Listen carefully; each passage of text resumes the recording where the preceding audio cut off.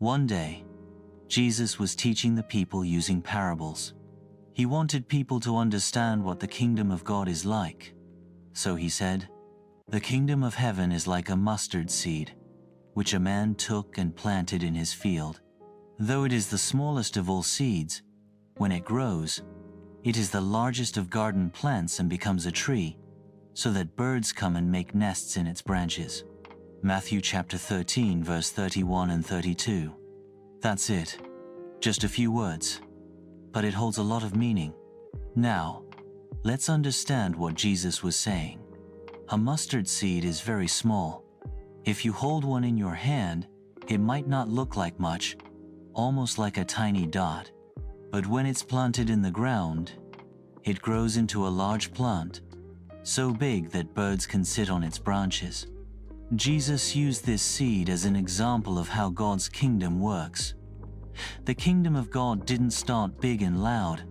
It began quietly with Jesus and just a few disciples. But over time, that small beginning grew. More people believed, more hearts changed, and now millions follow Jesus all over the world.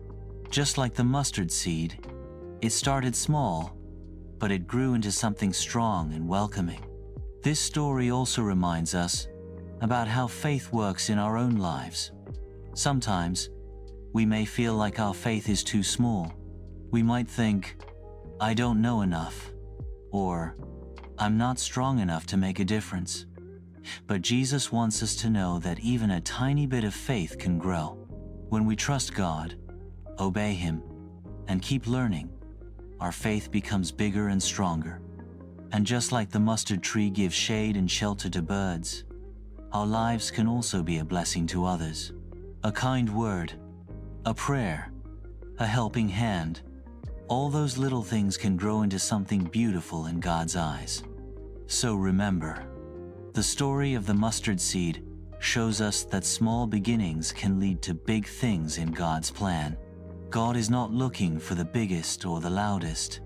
He's looking for hearts that are willing to grow. Your faith might start small, but with God, it can grow strong and make a difference in the world around you. Thanks for watching. Don't forget to like, share, and subscribe for more Bible stories every day. See you next time.